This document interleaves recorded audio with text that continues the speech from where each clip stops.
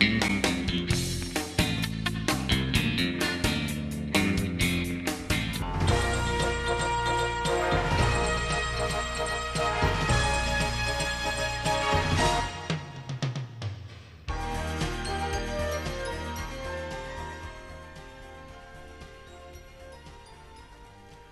and welcome to another edition of Community Forum. My name is Joseph Feaster, the host of the program, and today I am going to be speaking about what makes a community great.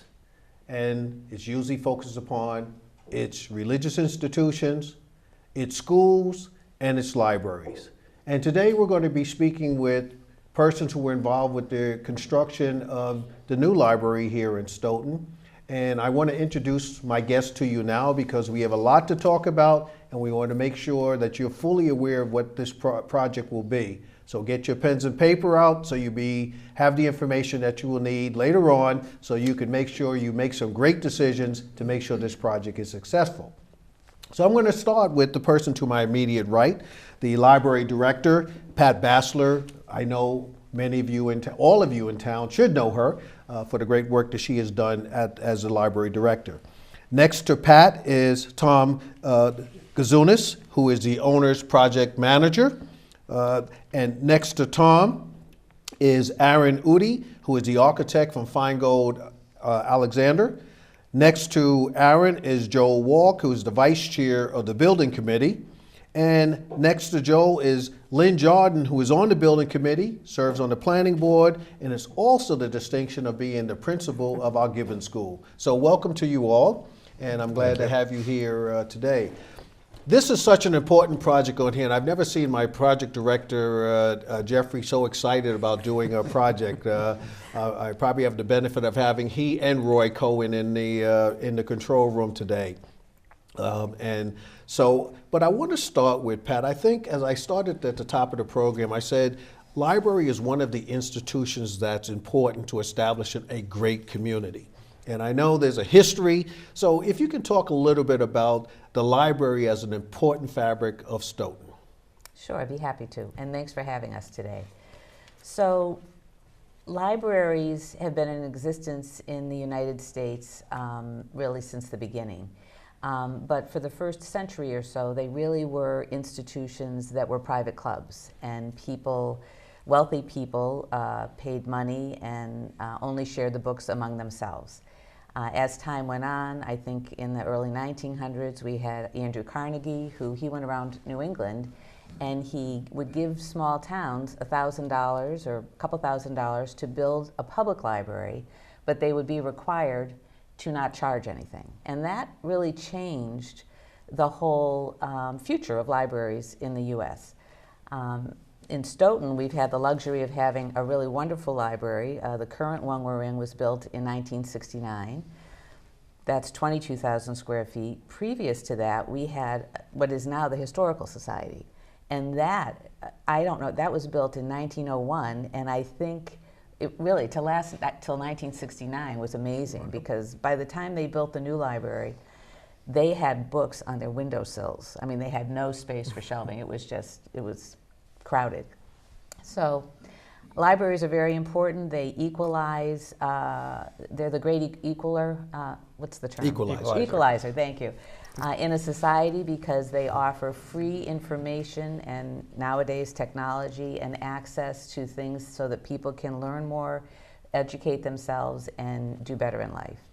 Stoughton also has a very good adult literacy program that's been going on for almost 20 years now. And this year we're very proud to say we have 30 adult learners who got their citizenship. So those people are all becoming important parts of our society. They actually passed a test that probably most Americans couldn't pass today. So that's all part of what a library can do to help a community stay stable, financially prosperous, and educationally sound. Let me just probe that a little bit, or as I say, let me vet it a little bit more, because I want folks to get a full appreciation, because I would suspect that there are some viewers, they never stepped inside the library. They have not a clue other than the belief they know there's books in there, but it's much more than that, Pat. There's programs that you have video, you have use of computers. Let's, brag a little bit about what you have. Sure. So, on an average day, we get between 500 and 800 people, even into our temporary space. But libraries provide, we have programs and activities for people of all ages. So we have at least 4 story times with a craft for children that are infants to 3 years old. We also have STEAM and STEM programs, science, technology, engineering, and math, for preschoolers and elementary school age children, at least twice a month. And those things can be, sometimes we do robotics. We'll have somebody come in from the outside and bring robotic kits. We've had coding classes where, especially for the elementary age, the 4th graders from the Gibbons School started a coding class a couple of years ago, and we've been doing that. We have all sorts of wide range of programs. When we get back into our new building, we're limited a little bit now because we don't have any meeting room space. But in general, we offer exercise classes. If something new comes down the pike, like hip hop years ago, we had a hip hop class. We have Zumba. We have all sorts of things for all ages. Our biggest push now is actually trying to find continuing ed or educational programs for the influx of baby boomers that are retiring, and they don't want to just go to the senior center. We have a great senior center, but they want to do stuff that's more, that could potentially be more intellectually stimulating for them. And that's a hard balance to find, to find those things, be able to afford them, have a space for them. I want to shift to you, Principal Jordan, because again, that connection between what a library provides for all ages, you have a specific cohort that right. you deal with. What is the library to the cohort, that age group that you address at the Gibbons School, as well as with your educators? Right, it's a terrific resource, number one, and I don't see it just as a library anymore. It really is a community center. It offers outreach programs. We've had 2nd graders who have actually walked to the library to do programs to get a feel for what's in the library and how to use it. We've in the past had drives where we like to brag that every student in our building has a library card. Yes. We're really proud of that. They go to the library, they have access to everything. As Pat said, the numerous programs. I remember even being there one night when tap dancing was going on and we were trying to have a building meeting next door. But as far as even sending out books to the 2nd grade classes, I don't know if people are aware of this, but the library sends buckets of books to 2nd graders in every elementary school, and they borrow them for the year.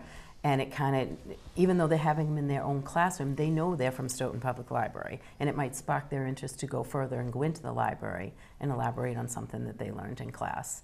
And that's done every year, and it has been for years. They also are willing to do tours of the library, do programs with students in the library. And we even see, like, their homework club on a Monday night. I see former students in there all the time. It's for older students, but it is packed, and it's really well received. Having been involved with the library beyond just kind of going in every now and again, I'm amazed by how many people are there at any hour of the day, as Pat alluded to the number of people who come in. During the day, it will be packed, whether it's adults or moms with small children. And I think one of the benefits there, I'm kind of going outside of elementary ed, but sometimes for new families coming in, that might be their first connection to Stoughton, is they're coming to a story hour, their children are getting exposed, they're meeting other families, and it kind of gives them that connection to the community. And it's kind of their first welcome, really. I see it that way, so. Just one, I just want to say this for one quick moment. The program that I used to attend, you used to invite me to with the students. What was that program? I don't recall. It was called the Monday Night Homework Center. Okay. We started it about 17 years ago with a grant. And then we've continued it because it was so successful. The superintendent of schools said, I'll pay for the teachers to run that if you keep doing it at the library. And then at the end of each year, when we have our achievement ceremony, we invited Joseph and other dignitaries in town to sort of be I inspirational. just became a dignitary. That's right. Well, Can you say that again? yeah. Well, but you know, we need role models to come in. We have kids, 6th, 7th, 8th, and 9th, and some 10th graders who come every single Monday night for homework assistance because they need it, mostly in math and science. They may not have anyone who's home who can help them. We give them free pizza and water. It's not extravagant, but you know, they come for the pizza. But in the end, they get much better grades. And the schools, the superintendent's office saw the improvement on these kids because we send them, we let them know who's coming and how often they come and all that. And then at the end of the year, we try to get inspirational speakers as role models to come and, Joseph was the interim town manager at the time. And I can't tell you how many kids were sitting in the homework center saying, "Oh, well, I guess I could be a town manager." You know, it was really it was great. So it's a wonderful program, and it really is. I forgot all about that. Yeah. Yeah. And Well, go ahead. the other connection I was going to say is the summer reading program, Yes. which is really well received. And we used to do them. We'd run them together, the schools and the library. But then over the last 5 years or so, we've really combined to making it one program. So we're introducing it at school. We're providing information for the students. We're providing book lists for the library. For the library, and then throughout the summer, it is packed at the summer reading program. It's really great, and then they keep track of information there that's then sent to us in the fall, and then we acknowledge the students who have attended the programs and have achieved whatever the benchmarks are for reading throughout the summer. So that's another great program. So, I've had us go to that because I want the viewing audience to recognize that there's more to the library than what they might think. There are opportunities there for everybody, even for persons who don't have young children, because that's the sense, I think, that many think, that if you don't have young children, you don't need to be concerned about the libraries, you don't need to be concerned about the schools. That's not what makes a community great. If you have that attitude, you need these institutions that provide these types of services for everyone throughout the town of Stoughton. And Joe, if I may just quickly add, when I grew up, libraries were, book warehouses. It was that place where you went and you were silent and just picked up a book and whispered. Libraries today, and Stoughton is certainly the example of it, are more like the family room in your household. It's the family room for the community. You pretty much can do anything and everything in your family room, and that's how Stoughton's library is. And I think that's an important point, Tom, that, and again, I want to put that stake in the ground so people fully understand, the viewing audience understands what libraries mean to the community.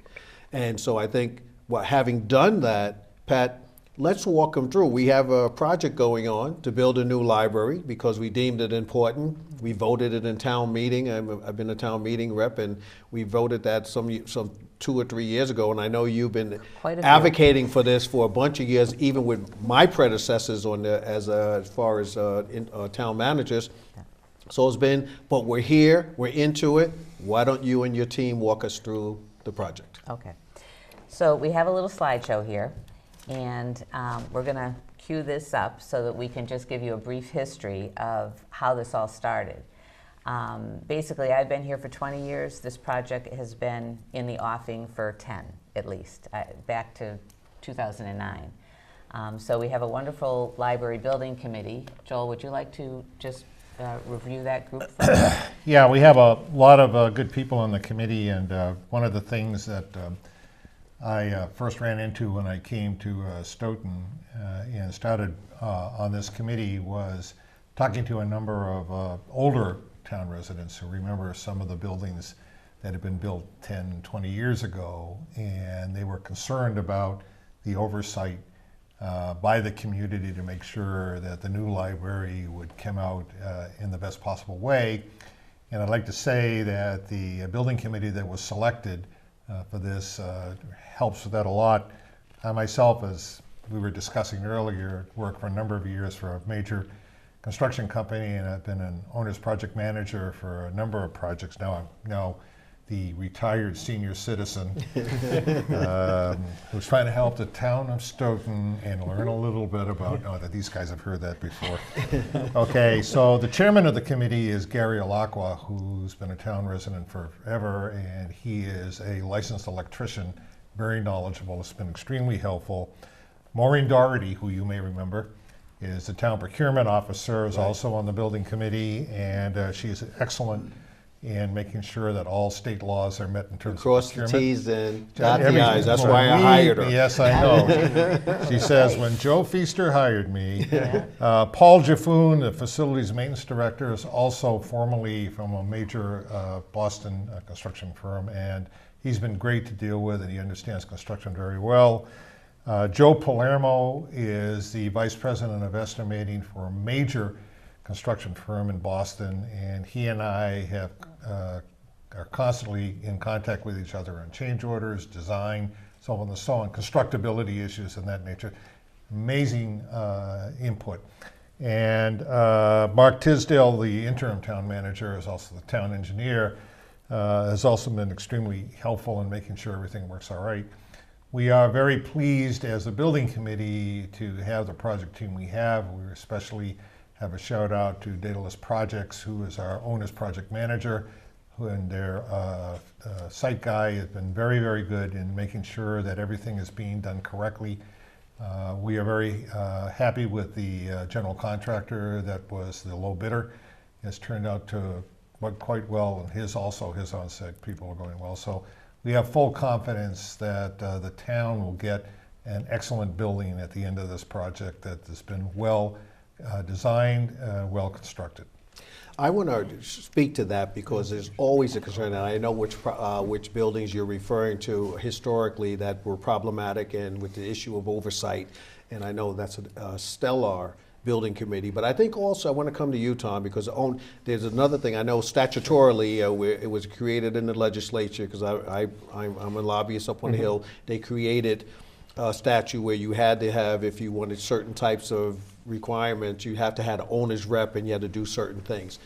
Can you tell the viewing audience the role of the owner's rep? And then Pat, I'll let you get into walking through the project, but I want to give Tom a chance to shine. Sure. So, thank you. And you should tell them what your previous role was. Thank you.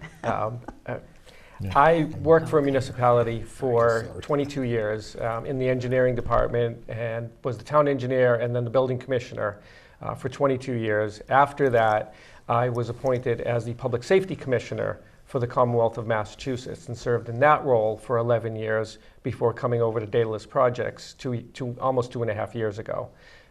But our role is really to help the community, help Stoughton get the library that they deserve from the architect who designed it and the contractor who was building it. It's to keep the project moving forward on budget and on time is our key role. And I always needle Pat and say, oh, that little change order, that's a computer.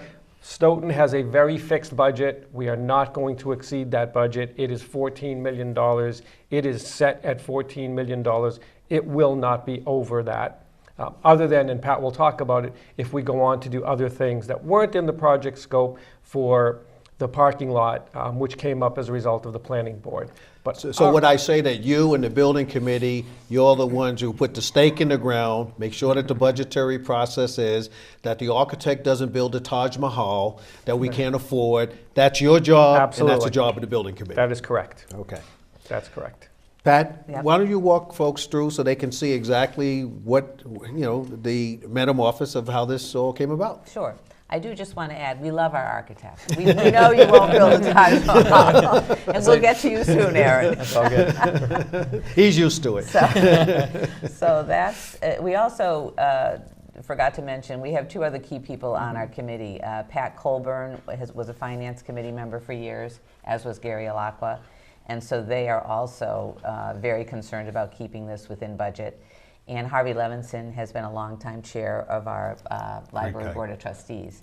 So the trustees actually are the ones who got this project going back in 2010 or 11, because they submitted the article, a citizens petitioned article, to do a feasibility study. Just as a brief history, the timeline, you know, some people will call up or they'll stop me on the street or in a store and say, why are we building a new library? What's the problem with the old one? I liked it. It was like a bunker. And it was. It was built with concrete and steel, and it was built in '69, and I think it could withstand almost anything. It's probably the best shelter space in town. But when I first came, the two deficits of the building were it was not handicap accessible. And in 1997, the entire town went through an ADA compliance project to the tune of a lot of money, and the library was the only building that wasn't completely accessible. And it was because it only has a freight elevator, which a wheelchair can't turn around in. So between 1999 and 2003, we made attempts at town meeting to get the money to put a new elevator in. The cost was prohibitive because the front of the building has no second floor and the back of the building was built into ledge. So you couldn't just slap an elevator on the side of the building somewhere.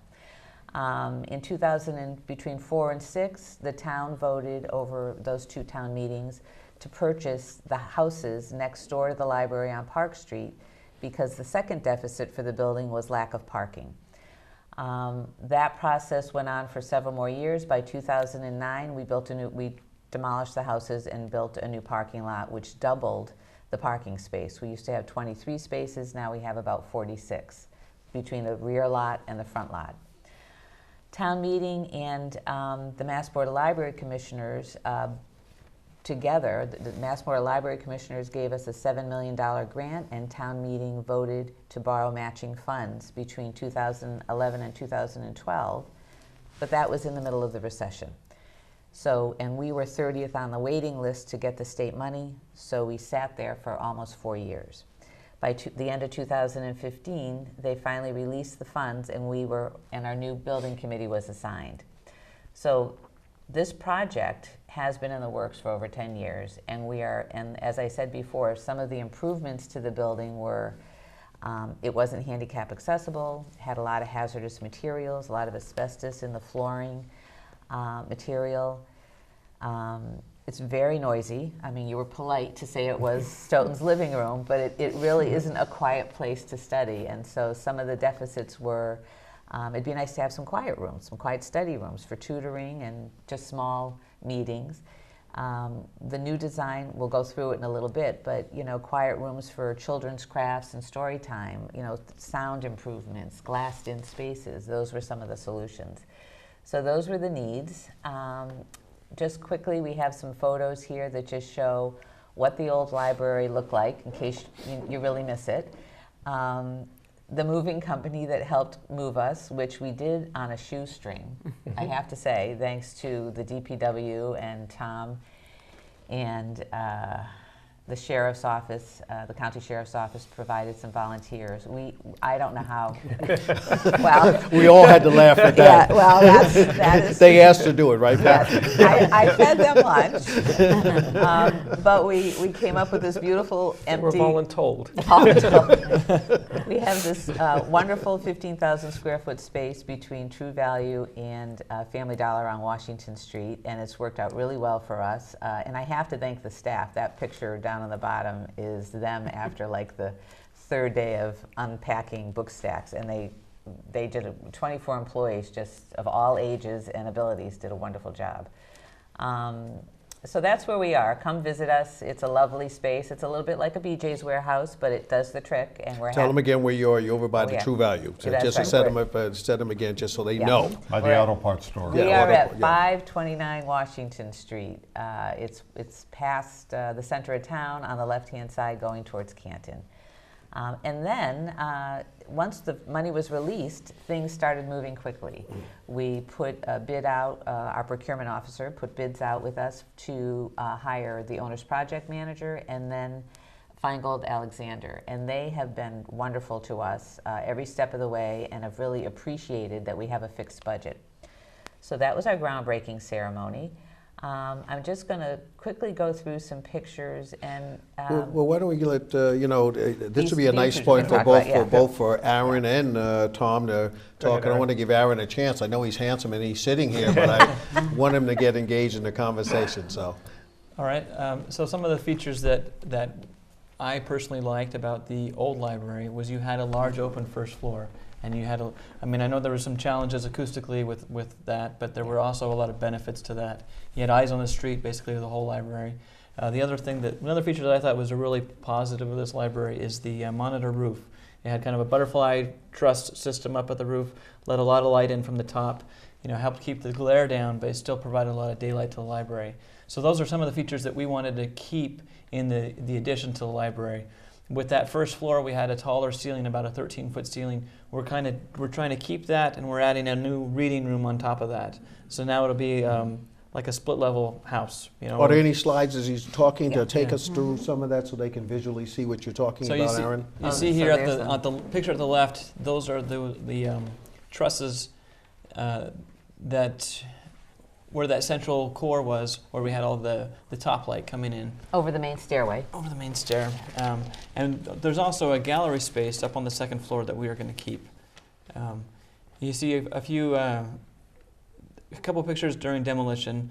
There's a waffle slab, and there's also the exterior foundation wall. A lot of that is staying in place, that we've removed all the hazardous materials from the project.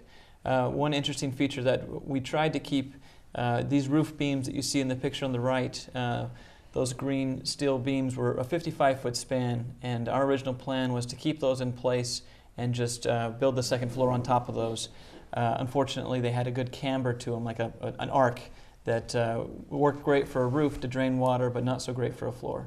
Let me just bring Tom in here because, again, some of these things that we're talking about from the architectural standpoint, I think it's what you and the building committee would have been engaged in as far as looking at the cost issues as well. So can you just speak to that for a minute? Sure. So fortunately, there was a pretty extensive review of the existing systems in the building and hazardous material content. So we knew there weren't many things that we didn't know were there, but there always are things that you don't know are there. Sure. And some of them that we encountered, for example, there was some drainage pipe that ran along the outside perimeter of the building that transitioned from cast iron to asbestos-containing material, cement material pipe on the outside. Not a problem, buried underground, wasn't a hazard to anybody at the library or any of the patrons. However, when you uncover that, when you dig it up, you have to replace it. It's not allowed to remain. So that had to be removed. Again, that cost extra.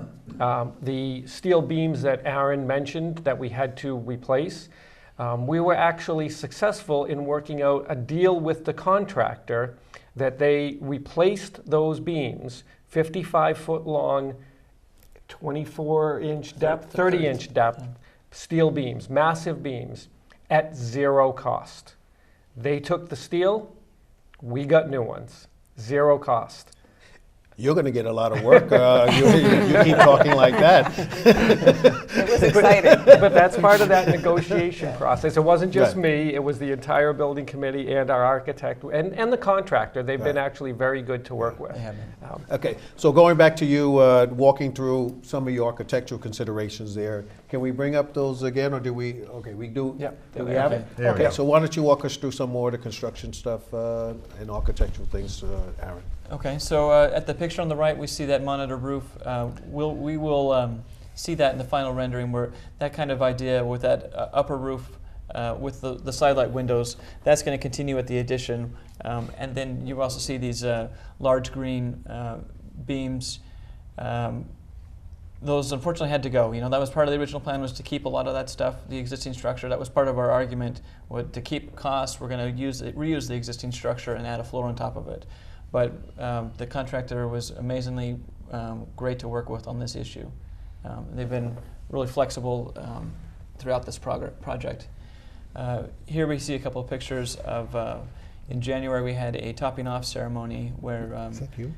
we had several members of the building committee and town dignitaries that came and signed the last beam that got put in place up at the roof of the the addition. On the coldest day. Yeah, it was Up actually until probably then, it 4 was degrees bitterly inside. cold. I won't speak to why, but go ahead. And those signed names will now live in infamy. If they're in the building, that's it, those signatures are there. That's right. They'll be kind of buried in the fabric of the building. Well, the iron workers will definitely love them, that's for sure. Yeah. Okay, So, is that the interior things? Who wants to walk through that? Is that Pat, you, No, or I think Aaron you want can Aaron do to walk this, yeah. through? I mean, Okay, I'll help great. you with it, but it's just Okay. an overview so people have an Good. idea. sure. So if you look at this plan, north is facing to the right, or pointing to the right. So that little blue rectangle at the left side of the building, that's our we have a large covered porch, and then this blue, there's a vestibule area. You come in, there's a main circulation space. Just to your right will be the workroom where like the book drop is, and a circulation desk. To your left will be a designated area for the young adults. The teenagers can hang out. There's going to be a lot of great activities that they can do in this space. And to your right, behind that circulation desk, is a children's area. There's going to be some toddler play space. There's going to be children's books. And as you continue on that right side, the yellow along the bottom of the plan, there are more interactive areas for the children. And then toward the back of the room, there is a craft space where the kids are going to have like book reading time, and they're going to have a lot of different activities throughout the year, craft activities for the younger kids. I think kids of all ages. Yeah, and the key about that is we've almost doubled the children's space. Mm-hmm. The whole right-hand side of the building on the first floor is for children's, and that craft and story time space is glassed in, so it will reduce sound dramatically. And the front left corner that has, in the orange, that has the teen space, we're hoping to be kind of a maker space with latest technology, and that's glassed in as well. So we can see them, but they will have some privacy, and it will reduce sound.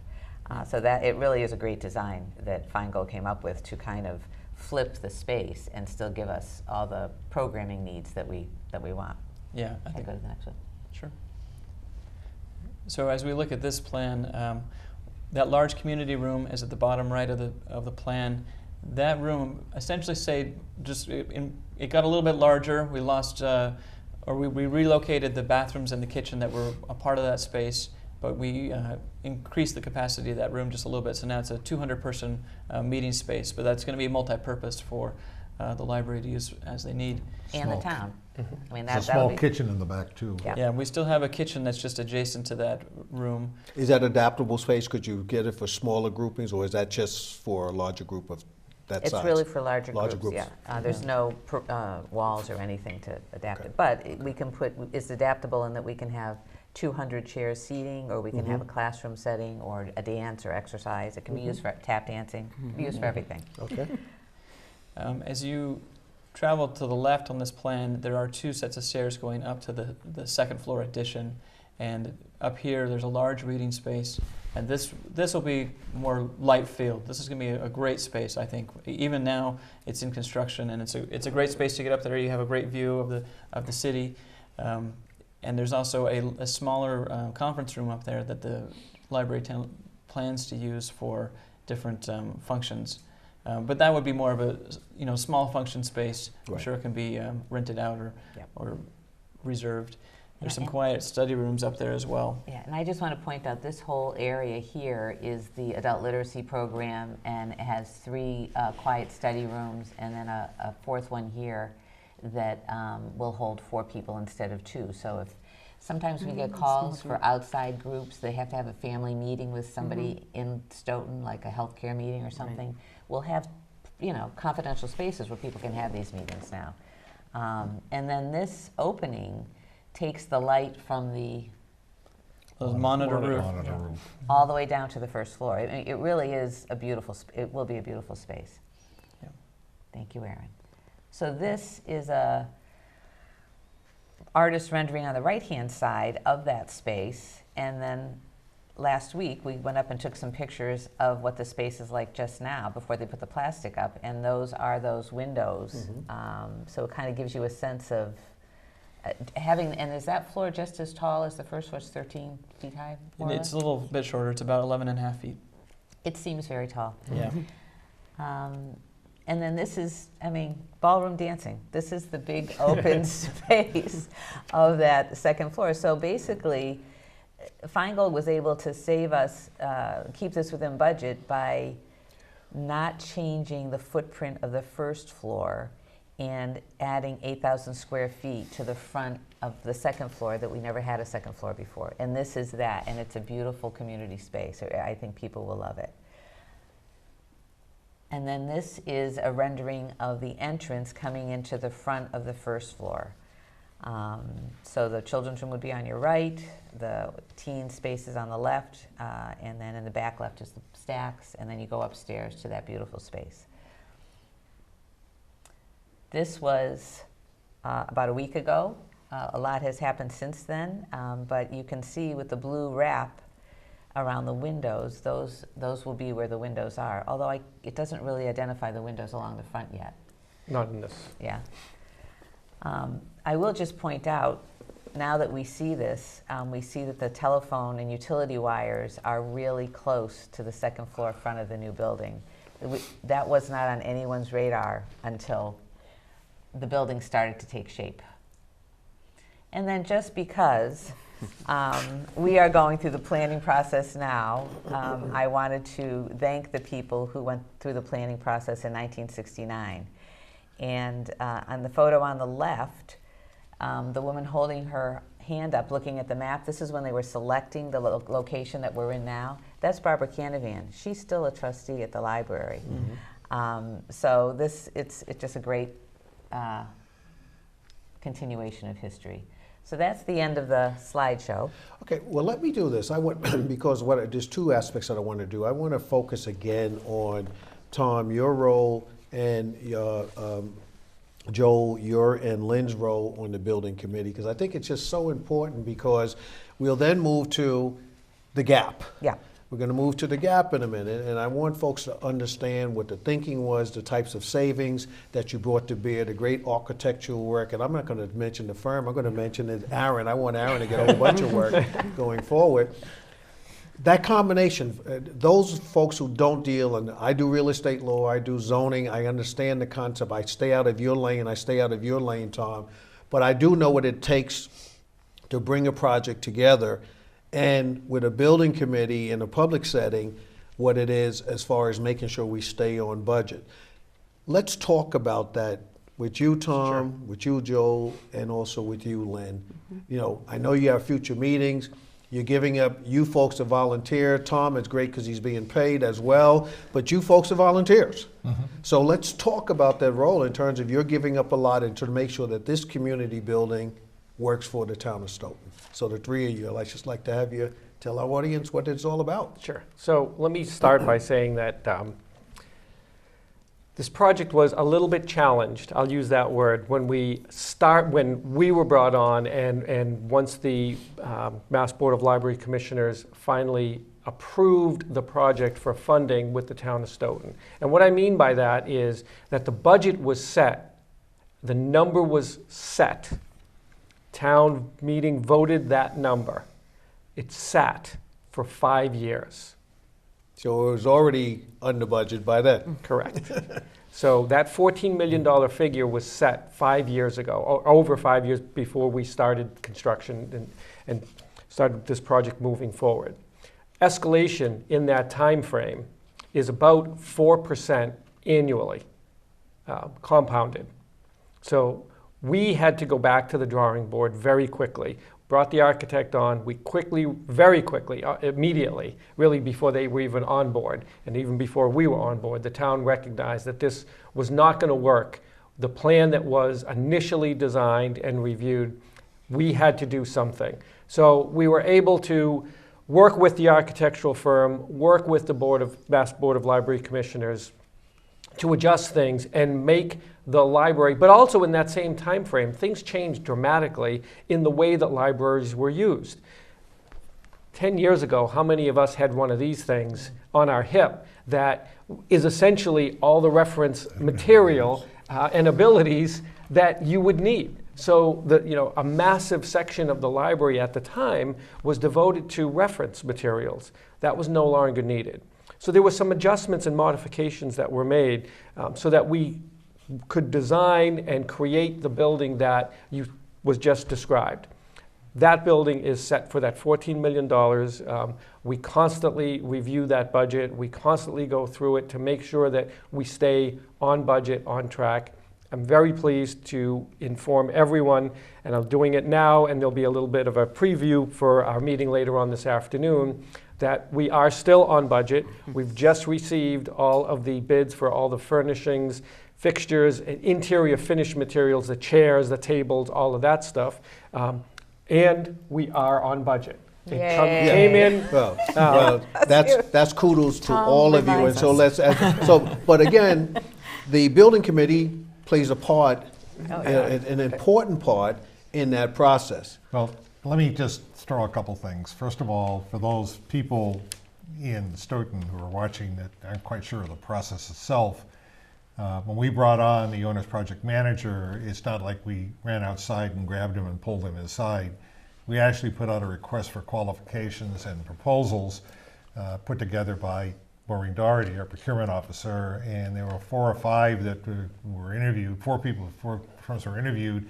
There was a significant amount of discussion among the members of the building committee about who would best serve, and that's how the owner's project manager was retained. They picked the best. The same thing is true of the architectural firm. The architectural firm that did the original study, very famous architectural firm in Boston, who you probably recognize, but some of us, including a few of us who in the construction business, took a look at it and realized that there were some cost challenges with the design that they had come up with, which was basically, I think, exploding the library out on the sides. Yeah, and that on both floors. That would have made it still darker and a little bit hard to work with, and it was an expensive way of doing it.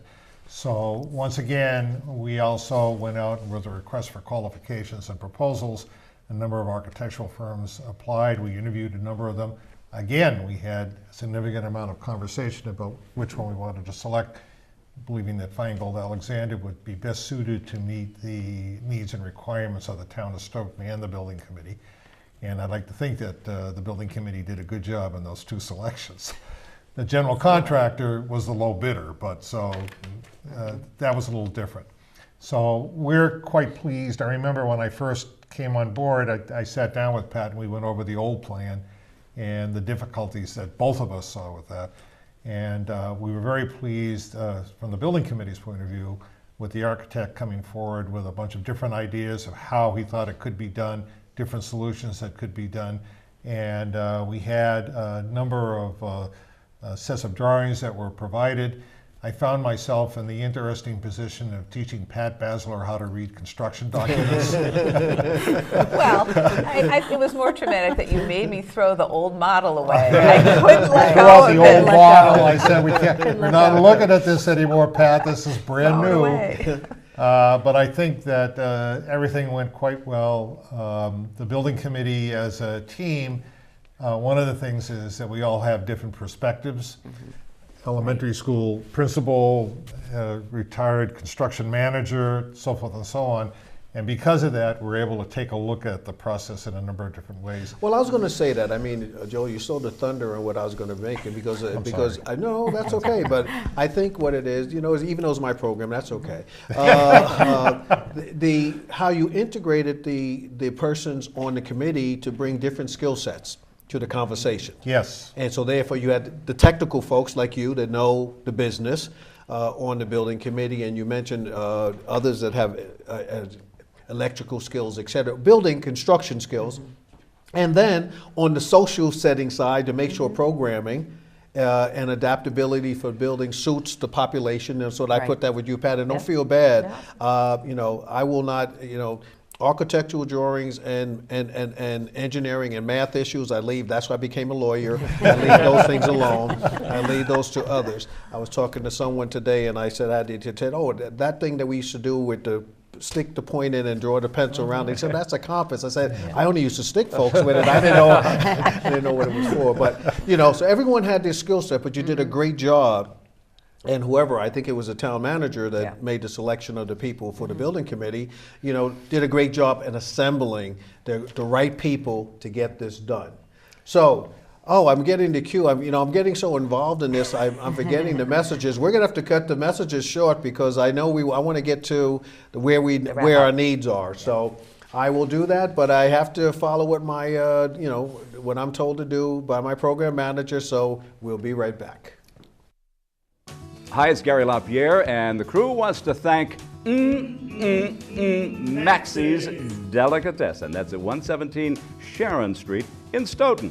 They're 781-341-1662. American Cancer Society, yes, they're looking for volunteers. Drive cancer patients to and from their treatments. 1-800-ACS-6662, or just go to www.cancer.org. Ilsa Mark's Food Pantry in St. Anthony's Free Market, 2 Park Avenue in Stoughton. For more information, call Christine Gallagher. That's at 781-341-0611 or 781-341-0549. Meals on Wheels. Just ask for Jessica. You'll find her at 781-344-8882, extension 2. Stoughton Penny Saver. Our business is advertising your business, they tell us. 27 Rose Glen Street, Stoughton, 781-344-4833. Community Forum showtimes in Stoughton. It's Thursday, Friday, Saturday, and Sunday at 6 p.m., Monday at 8 p.m., Tuesday at 5 p.m. It's on Comcast Channel 9 and Verizon Channel 28. All comments and suggestions welcome. Contact us at communityforum1@yahoo.com. Samaritans, they're at 41 West Street on the 4th floor in Boston, 02111. Their phone number is 617-536-2460. 24-hour helplines for Samaritans, and the number is 877-870-HOPE. That's 877-870-4673. Samaritans, you can find them at 800-252-TEEN. That's 252-8336. Or find them online at SamaritansHope.org.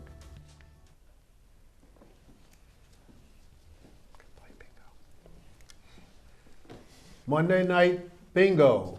Avatar congregation at, I got to try and read this, 1179 Central Street in Stoughton. Doors open at 4:30 p.m. and the game start at 6:30 p.m. Come in, have fun, and support a great cause. Well, we're back, and any of you, to our viewing audience, if you're just tuning in, we're talking about the library. It's important to the community, the new project, and I have with me a distinguished group of persons. I like that word. It was called distinguished earlier, so I think I'll pass it along. Here I have Pat Bassler, the library director. Next to her is Tom Gazunas, who is the owner project manager. Next to him is Aaron Udi, architect from Feingold Alexander. Next to Tom is Joe Wolk, who's a vice chair, building committee, and a person we found out we worked on with some projects in Boston previously, but he has been in the construction business for many, many years.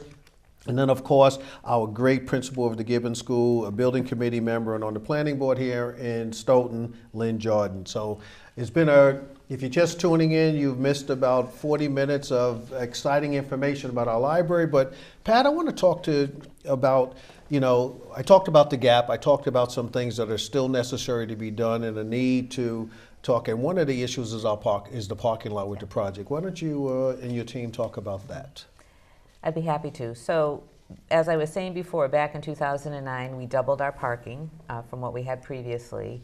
But the library's busy, and there's a lot of young families with bringing young children in, and there seems to be a lot of twins in town recently. We have a lot of elderly people who need parking close to the building, and it's not great for them to be parking on the street. So when this final design, back last April, I think, the architects took the final design in front of the planning board. One of the planning board's concerns was that we're going to need more parking. And of course, the whole town is obsessed with more parking downtown area. I mean, it's always been a struggle for the downtown area to have parking, and we're within walking distance of all that.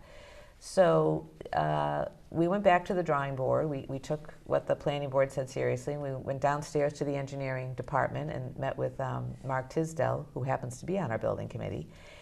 And he and his office played around with what could we do. It wasn't in the original scope of the project, but we were thinking if we had a design that would increase parking by, it's up on the screen now, this is what they came up with. And it basically expands the new parking lot on Park Street by pushing the rear wall back and the wall on the left closer to the building. And it allows them to put a whole new spine in to get 20 more spaces. So if this were possible, if this were funded, we would get we'd be up to 61 or 62 parking spaces, which would be wonderful. We are open 12 hours a day, 64 hours a week, so cars are coming and going, but for our size town, more parking is better, and with the new building, there'll be a lot of interest in people wanting to go there, and we don't want to limit that because of parking. So when the new design was developed, before we put the project out to bid, well, Tom, you could talk about this a little bit, because yeah. So as part of the design process and the bidding process, what we did not want to jeopardize the building and the building construction. We knew pretty close to what that cost was going to be based on our estimates. So we provided for this parking addition as an ad alternate. And pretty much as we expected, the bids came in right in line. We were able to build the building and its exterior features, excluding this additional parking on budget and within budget. Just want to ask, because I know about it, tell folks what per parking space cost here so they will get a sense of that. Or generally. The ad alternate number that came in was just over $500,000 for that enhanced parking lot. Yeah. So that if I told you the math stuff I leave alone. Yeah. So please, Joel, hold me. $25,000 a Okay. space. Thank you. Okay. But what I like to say is each spot could potentially be used 12 times a day. That's right. Right. Well, see, I You need can't, that math is right. not the right. issue, but the issue folks need to understand, that's what construction costs are. Yeah, Joel, right. Tom mentioned earlier that the 5-year delay increased it by 4% annually. If folks look at it plus compounded, that's over 20% over those 5 years of delay, plus the compounding made it beyond that, so it's about 25% over the cost that you originally did, but you still were able to keep the project within the previous 5 years amount. So you really should be taking that money and adding that to the parking. But we'll talk about that for another time. And the parking could never be included in the original grant because the MBLC doesn't consider parking or landscaping or furniture eligible costs. So therefore, and we're not going to talk about that today, you've already told me that, Pat, there's going to be a need to address that in another way. Yeah. Okay, Right. and we will definitely do that. We're getting close to the end of the time, and I know that we have some other slides that we want to show, we want to talk about, to remind folks again in terms of what the old building looks like or in its construction. So if we can bring up that slide. And in terms of this is the old building, that is being wrapped. That's the new building. That's the new building. Yeah, that's just, That's just a rendering of the new building in the wrap form and during the construction. Correct. There we go. And And now there we go. That's transitions. what you're building, Stoughton residents. That's what we're spending the money on. That's the programming that's been discussed here that we're going to have for the community. It is a beautiful building. Aaron, thank you so much for the work you and your firm did. Thank you to to the building committee. It's important we have a situation of both with you, Joel, and with you, Lynn, in terms of sitting there with your other colleagues, managing it. Have the good sense to hire Tom in order to do that. And we've had the good sense for all these 20 years to have Pat Bassler as the person who's going to deal with the programming for our library. Any parting words from any of you as we begin to come to the close of the program? Pat, anything that you'd want to bring to the viewing audience? only that this is really exciting for us. We think the town deserves a beautiful, functional building. More parking would certainly be valuable, I think, to the patrons. And we're thrilled that it's coming along as nicely as it is. Tom? This is an excellent construction and building committee that has been established by the town of Stoughton. The level of expertise, the diversity that's on this committee is phenomenal. The group works together very, very well. I joke with them all the time about, it's another computer, Pat, but really everybody is looking at that bottom line and that budget number and making sure that the town gets the project that it deserves.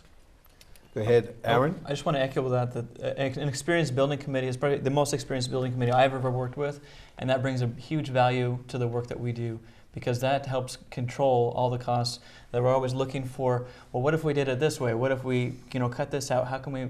And it really has kind of streamlined the process. I think that it's helped have us have a good project that is moving forward. Well, I can feel both Joel and Lynn's chest over here from that lead-in that you gave them. So, Joel, I'll go to you. I just wanted to bring up a little anecdote. When I first started on the building committee, one of the first people I met was Harvey Levinson, who's the chairman of the Board of Trustees, a very remarkable gentleman. And we were talking about how he happened to come to Stoughton, and thinking back, this reminded me of this, what you said earlier in the program, which was that he told me that when he was looking around, at the time he moved here, they had a brand new library and a brand new synagogue. Two things that you say are important in a town, and that was important for him, and it's paid off for him in the long run, and I'd like to see that go on, so that's why I'm on the building committee to make that happen. Lynn, and a few moments for you to speak before we close. I think it's going to be a vibrant community center. I think it's going to be something the town can be proud of, and the spaces that are there are more open to expanding with whatever's going to go on in the future as far as technology, and something the town can be proud of. Well, I want to thank all of you for making this such an informative and an exciting program. I want to say to the viewing audience, pay attention. There are some meetings that are coming up. If you want to learn more, you want to participate, give your insights to this group, you should be looking for the meetings that are coming up, and certainly participate in that. So again, I want to thank all of you. This is a great project. I can't wait to hear what plans you have in mind for trying to meet that funding gap that we talked about, but I'm sure that they're going to be exciting. So again, thank all of you for being here, and we will call it a wrap. Thank you. Thank you. Thank you, Joe.